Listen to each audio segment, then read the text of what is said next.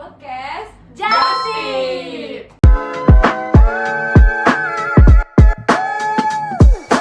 Oke, hari ini kita mau ngobrol tentang salah satu topik penting dalam pengembangan perangkat lunak, yaitu requirements engineering. Nah, biasanya topik ini tuh dianggap kayak teknis atau ribet banget, padahal sebenarnya ini adalah fondasi utama supaya proyek software kita tuh nggak salah arah. Nah, seperti biasa kita akan bahas dengan santai tapi tetap informatif. Kita berlima ini udah bagi tugas. Yang pertama itu ada Alia yang akan membahas tentang Requirement Engineering. Selanjutnya Anissa akan bahas tentang Establishing the Groundwork. Dan dilanjut dengan Lana yang membahas tentang Estimating requirement, Loveinda negotiating requirements, dan Mone. Validating Requirements. Terakhir kita akan bahas tentang avoiding common mistakes. Nah, selanjutnya harapannya kalian itu punya gambaran jelas tentang proses dasar sebelum coding itu dimulai. Karena sebenarnya bagian paling penting itu dari pengembangan software itu bukan hanya coding, tapi juga gimana kita mempersiapkan kebutuhan dengan benar. Oke, langsung aja kita mulai dari Alia yang akan menjelaskan tentang apa sih itu requirements engineering. Nah, aku akan mulai dari yang paling dasar dulu ya. Requirement Engineering atau RE adalah proses sistematis untuk mengidentifikasi, menganalisis, mendokumentasikan, memvalidasi, dan mengelola kebutuhan sebuah sistem. Nah, kalau aku ibaratin, RE itu seperti tahap PDKT dalam hubungan. Kamu gak mungkin kan membangun hubungan tanpa tahu apa yang dibutuhkan orang itu. Ya, Apa tujuannya, apa hal yang harus dihindari. Nah, RE adalah PDKT-nya software development. Nah, tujuan utama RE adalah memastikan software yang dibangun benar-benar sesuai kebutuhan pengguna dan tujuan bisnis. Bukan berdasarkan asumsi, karena kalau salah asumsi di awal, efeknya bisa besar, dari fitur yang salah sampai proyek gagal total. Nah, requirement engineering itu ada beberapa tahap. Aku bakalan ngejelasin satu-satu. Yang pertama itu ada requirement elicitation. Ini proses mengumpulkan kebutuhan dari stakeholder, bisa lewat wawancara, observasi, survei, atau workshop. Tantangannya adalah kadang pengguna sendiri tidak tahu apa yang mereka inginkan. Mereka bilang ingin fitur yang simple tapi lengkap. Nah, definisi simple tapi lengkap itu bisa berbeda-beda kan? Ya, benar. Yang kedua ada requirement analysis. Nah, kebutuhannya ini sudah terkumpul di analisis. Mana yang prioritas, mana yang bentrok, mana yang realistis sesuai budget dan teknologi. Yang ketiga ada requirement specification. Hasil analisis ini dituangkan ke dalam dokumen SRS. Dokumen ini jadi acuan semua pihak, jadi sangat penting supaya nggak ada yang salah tafsir. Oke. Yang kedua itu ada requirement validasi. Itu memastikan kebutuhan itu benar dan layak sebelum masuk ke desain. Yang kelima itu ada requirement management. Karena kebutuhan pasti berubah, kita perlu proses yang rapi untuk mengelola perubahan agar proyek tidak kacau. Jadi RE itu adalah fondasi utama. Kalau fondasinya kuat, proses selanjutnya akan jauh lebih stabil. Oke, aku lanjutin ya. Kayak setelah tahu RE itu apa, kita akan masuk ke tahap persiapan yang disebut establishing the groundwork. Nah, ini tuh kayak membangun fondasi agar proses elicitation-nya itu nanti akan berjalan dengan mulus. Pertama itu ada mengidentifikasi stakeholder. Kita tuh harus tahu siapa aja stakeholder yang terlibat. Kayak nggak hanya pengguna langsung, tapi juga marketing, admin, manajer bisnis, tim IT, dan lainnya. Nah, ini seringkali stakeholder itu baru muncul di tengah-tengah proyek, jadi daftar ini tuh bisa terus berkembang. Terus yang kedua ada memahami berbagai sudut pandang. Setiap stakeholder ini punya kayak perspektif yang berbeda-beda gitu. Kayak marketing tuh ingin fiturnya yang bisa dijual, terus pengguna ingin aplikasinya yang mudah. Dan sedangkan developer ini ingin sistem yang stabil, terus tim support juga ingin sistem yang mudah diperbaiki. Jadi kayak emang beda-beda gitu sudut pandangnya, guys. Terus yang ketiga itu ada membangun kerjasama. Kayak kita tuh harus menciptakan suasana yang kolaboratif. Jadi engineer tuh bukan hanya teknisi, tapi juga mediator yang akan membantu atau mempertemukan kebutuhan berbagai pihak. Terus yang keempat ada mengajukan pertanyaan awal. Kayak kita tuh menggunakan pertanyaan yang bebas konteks seperti masalah apa yang ingin diselesaikan, terus siapa yang akan memakai sistem ini, kayak apa sih tujuan bisnisnya, apa sih batasannya. Ini itu akan membantu membentuk pemahaman awal yang sama tuh dari berbagai sudut pandang yang berbeda yang tadi. Jadi tahap groundwork ini ibarat kata kayak pemanasan sebelum kita masuk ke latihan inti supaya semuanya ini berjalan dengan lancar. Oke, sekarang kita masuk ke proses inti yaitu eliciting requirement, di mana proses eliciting requirement ini merupakan proses menggali kebutuhan secara mendalam dari para stakeholder. Yang pertama itu terdapat collaborative requirement gathering atau bisa dikenal dengan CRG, di mana CRG ini adalah workshop yang semua stakeholdernya berkumpul dan memberikan masukan masing-masing agar semua ide dikumpulkan dulu tanpa kritik, lalu setelahnya itu didiskusikan. Yang kedua, terdapat Quality Function Deployment atau biasa dikenal dengan QFD. QFD ini membantu menerjemahkan kebutuhan pelanggan ke dalam spesifikasi teknis. Nah, ada 3 kategori yang dibutuhkan. Yang pertama itu di kategori normal, di mana kategori ini kebutuhannya lebih ke pengguna yang disebutkan secara langsung. Kedua yaitu expected, yang kebutuhannya tidak mereka sebutkan tapi mereka pasti mengharapkannya. Terakhir yaitu exciting, di mana fitur yang dibikin ini pengguna merasa di akhirnya akan menjadi wah gitu. Lalu ketiga ada use cases. Use cases ini merupakan skenario penggunaan sistem. Dari sini kita bisa melihat alur, pengecualian, dan kemungkinan masalah. Contohnya pada sistem safe home. Kalau pengguna ingin menyalakan alarm dari internet, kita harus mempertimbangkan skenario seperti koneksi yang terputus atau lupa password, ataupun listrik yang mati. Terus yang terakhir yaitu adalah output dari elicitation sendiri. Hasilnya adalah dokumen kebutuhan yang lengkap yang berisi ruang lingkup sistem, stakeholder, batasan, daftar fitur, skenario, sampai ke prototype. Nah, setelah kebutuhan terkumpul, disusun, kemudian lanjut ke tahap yang paling manusiawi yaitu negosiasi. Negosiasi ini dilakukan bareng para stakeholder buat mencari keseimbangan. Mereka maunya kebutuhannya seperti apa, tetapi juga harus disesuaikan dengan tim pengembang yang biar bisa realistis bekerjanya. Kemudian tujuan dari negosiasi ini simpel banget sebenarnya. Yang pertama yaitu kebutuhan stakeholder terpenuhi, kemudian tim pengembang tetap realistis untuk mengerjakannya. Jadi bukan soal siapa yang menang dan siapa yang kalah, tetapi gimana bisa menemukan win-win solution.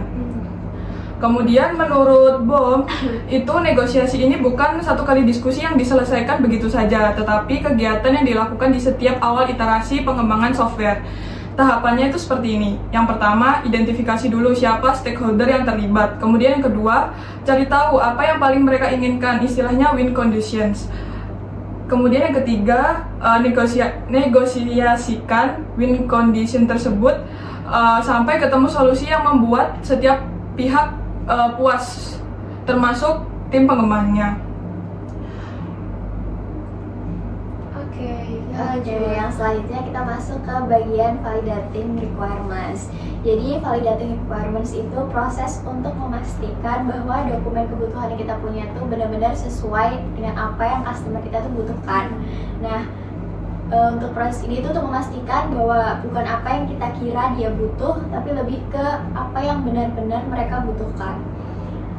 Selanjutnya kita tuh punya 5 jenis pengecekan dari validating requirements ini. Yang pertama yaitu adalah validity, di mana proses ini tuh untuk mengecek apakah kebutuhan yang ditulis sudah sesuai dengan kebutuhan aktual dari stakeholdernya. Kemudian yang kedua ada konsistensi, di mana requirements-nya tuh nggak boleh saling bertentangan. Jadi nggak bisa ada yang bilang bahwa passwordnya minimal 8 karakter, tapi pihak lain bilangnya boleh 6 karakter. Nah, hal ini tuh namanya nggak konsisten dan bisa bikin developer bingung untuk mengikuti kebutuhan yang mana. Kemudian yang ketiga ada completeness.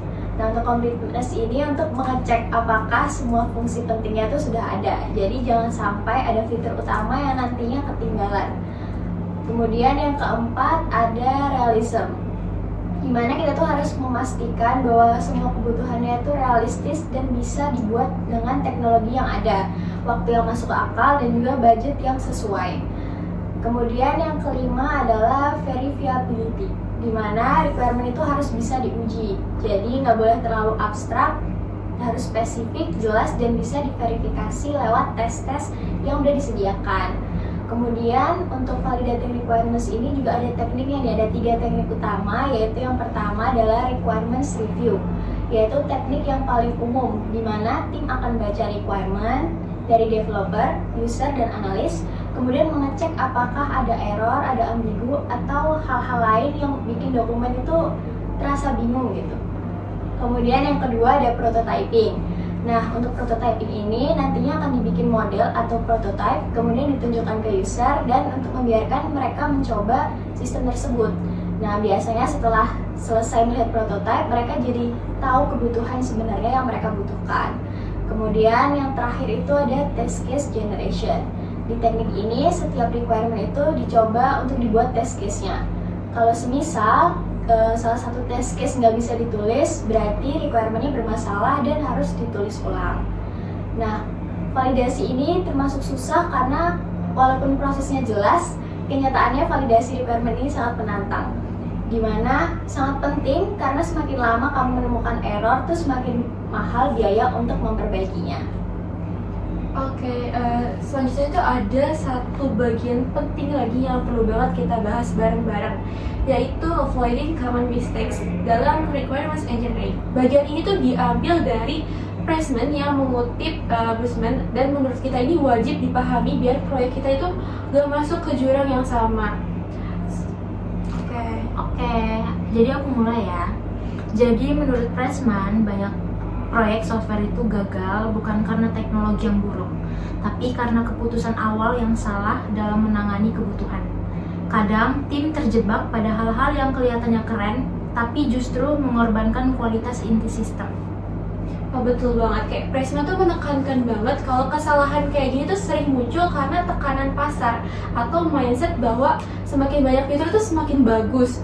Padahal itu nggak selalu benar. Kayak ada 3 kesalahan utama yang sering terjadi, yaitu futuritis, flexibilities, dan performitis. Oke, futuritis yang pertama. Futuritis itu adalah penyakit paling umum nih. Ini terjadi ketika tim mengejar sebanyak mungkin fitur dalam waktu yang singkat tanpa memikirkan kualitas. Biasanya karena stakeholder bisnis merasa produk harus terlihat kaya fitur biar menarik. Tapi masalahnya, semakin banyak fitur yang ditambahkan tanpa perencanaan yang matang, semakin sulit juga menjaga stabilitas dan kemudahan penggunanya. Sistem jadi bengkak dan performanya turun, serta pengguna sering bingung karena terlalu banyak opsi. Selanjutnya, flexibilities. Ini terjadi ketika tim mencoba membuat sistem super fleksibel supaya bisa menghadapi segala perubahan di masa depan. Masalahnya, banyak kemungkinan masa depan itu sebenarnya tidak realistis. Akhirnya, sistem menjadi overdesign, terlalu rumit, sulit diimplementasikan, dan mahal. Dengan kata lain, fleksibilitas yang berlebihan malah menghancurkan efisiensi. Nah, yang ketiga adalah performitis. Hal ini tuh terjadi ketika tim terlalu fokus pada optimasi performa yang sebenarnya tidak penting bagi pengguna akhirnya. Misalnya, developer sibuk mengejar latensi super kecil, padahal pengguna nggak akan merasakan perbedaan yang ada. Nah, hal ini akhirnya bakal jadi pemborosan sumber daya. Waktunya banyak habis, biayanya membengkak, dan fitur utamanya malah terabaikan. Nah, intinya 3 kesalahan ini muncul karena obsesi pada hal yang salah. Terlalu banyak fitur, fleksibilitas berlebihan, atau performa yang tidak relevan.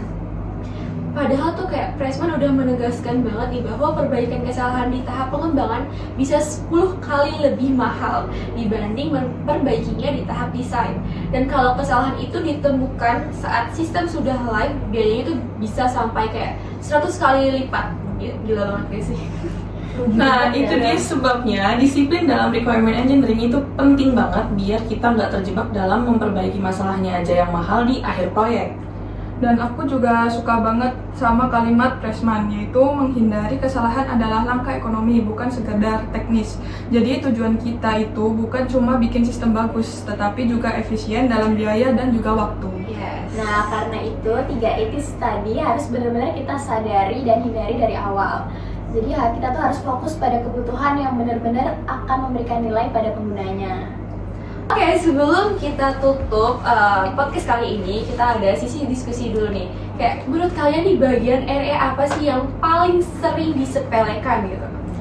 Kalau menurut aku ya Anissa, yang paling sering disepelekan itu requirement management sih.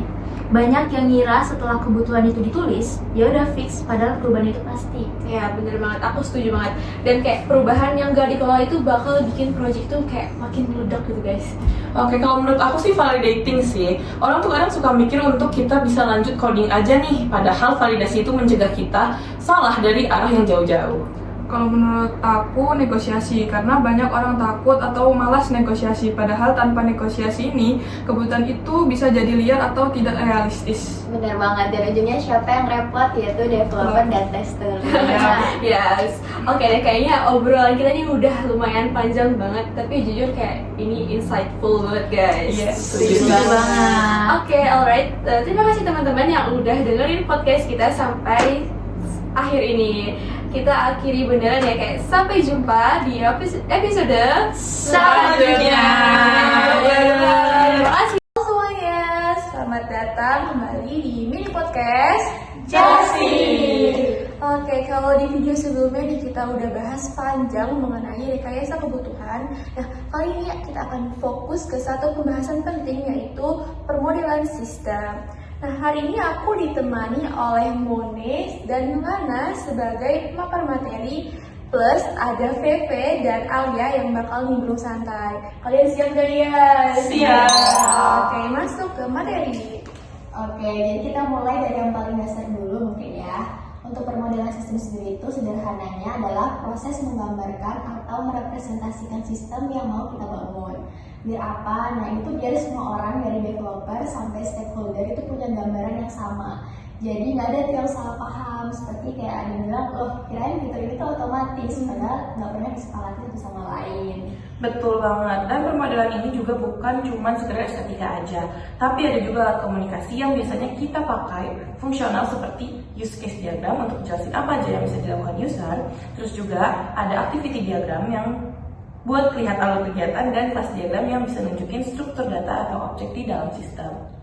Kalau aku sih paling suka yang use case ya, karena kelihatan jelas gitu user itu ngapain aja dan juga sistem harus respon apa. Cocok banget buat mastiin kebutuhan yang udah dikumpulin sebelumnya. Nah, iya, dan jujur aja pemodelan sistem itu bikin kita sadar kalau ternyata alur aplikasi itu nggak sesimpel yang kita kira. Kadang pas digambar baru sadar, ini kok lompat-lompat ya. Jadi pemodelan ini bantu kita rapihin pemahamannya. Oke, jadi intinya tuh permodelan sistem itu adalah cara buat bikin sistem jadi lebih jelas, terstruktur, dan meminimalisir miskomunikasi saat kita udah melakukan pengembangan. Oke, untuk Mone dan Lana, apa ada pesan terakhir? Nah, mungkin mulai dari model yang sederhana aja ya, kayak yang penting semua tim itu paham dulu. Dan juga jangan takut revisi, karena model itu emang akan berkembang bareng kebutuhan sistemnya. Oke, mantap. Makasih semuanya.